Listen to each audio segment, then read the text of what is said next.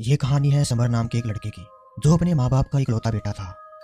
उसकी माँ का नाम कविता और पापा का नाम रामू था। समर ने हाल ही में अपना कॉलेज पूरा किया था और वो कोई नौकरी ढूंढ रहा था, लेकिन बार बार ट्राई करने पर भी उसको कोई नौकरी नहीं मिल रही थी। एक दिन वो अपनी माँ से कहता है, माँ, मैंने कितनी जगह ट्राई कर लिया है, लेकिन मुझे नौकरी नहीं मिल रही है। क्या मुझे कभी नौकरी नहीं मिलेगी? बेटा समर, भगवान पे भरोसा रखो, तुम्हें नौकरी जरूर मिलेगी। भगवान किसी के साथ बुरा नहीं करता, तुम कोशिश करते रहो। ठीक है माँ, देखते हैं क्या होता है।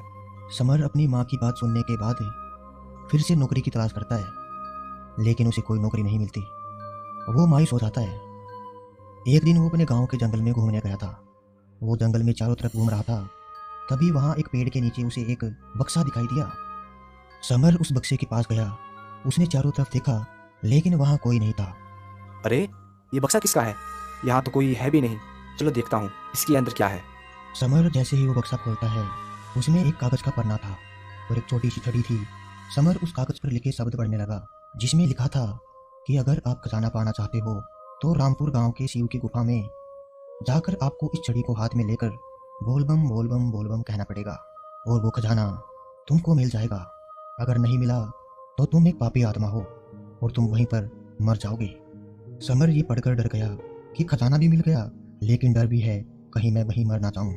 वो अपने घर गया। उसने अपनी माँ को वो कागज और वो छड़ी दिखाई और कहने लगा, माँ, खजाना भी है और डर भी है, कहीं मैं वहाँ मर ना जाऊँ। बेटा, एक काम करते हैं कि मेरी तो वैसे भी उम्र खत्म होने वाली है, मैं वहाँ जाती हूँ। अगर मरना होगा तो मैं ही मर जाऊंगी। नहीं माँ, जाऊँगा तो मैं ही, जो होगा देखा जाएगा। समर ये कहकर रामपुर गांव के लिए निकल पड़ा। वो गांव में पहुंचा। वहां उसने एक आदमी से पूछा, अरे भाई, ये शिव गुफा कहाँ है इस गाँव में? मुझे वहाँ जाना है। शिव गुफा का नाम सुनते ही वो आदमी एकदम चौकन्ना हो गया और कहने लगा, ऐसा उस शिव गुफा में क्या है? तुमसे पहले भी कई लोग आए थे, लेकिन जो भी इसके अंदर गया वो कभी वापस नहीं आया। अरे नहीं, मैं तो बस ऐसे ही पूछ रहा था।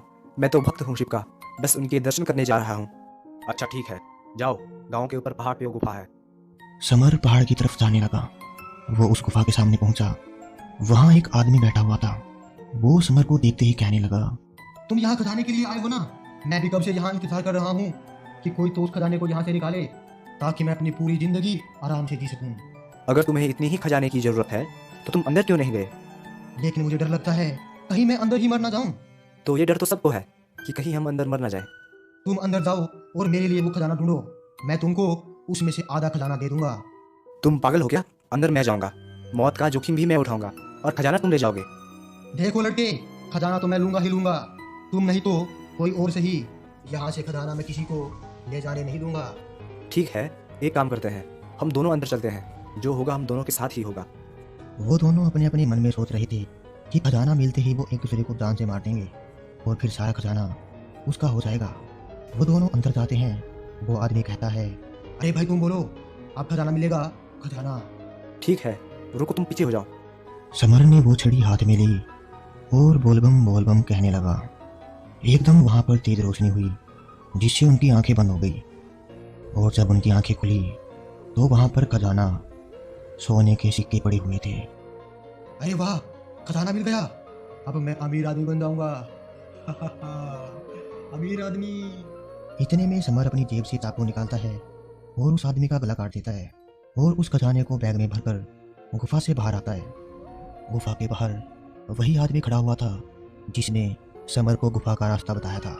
समर उसको वहां देखकर हैरान हो जाता है और कहता है, अरे, आप यहाँ क्या कर रहे हो? मुझे पता था यहाँ खजाना है, मैंने तुम दोनों की बात सुनी थी। अब इसमें से आधा खजाना मुझे दे दो। नहीं, ये मेरा खजाना है, इसके लिए मैंने अपनी जान जोखिम पे डाली है, मैं नहीं दूंगा। वो आदमी तभी एक तलवार निकालता है और समर को मार देता है और सारा खजाना लेकर वहां से भाग जाता है। मोरल, दोस्तों, लालच हमेशा बुरी बला होती है। अगर समर उसको अपना आधा खजाना दे देता तो वो उस आधे खजाने में अपनी पूरी जिंदगी आराम से जी लेता, लेकिन उसने लालच किया और वो मारा गया। इसलिए हमें कभी लालच नहीं करना चाहिए।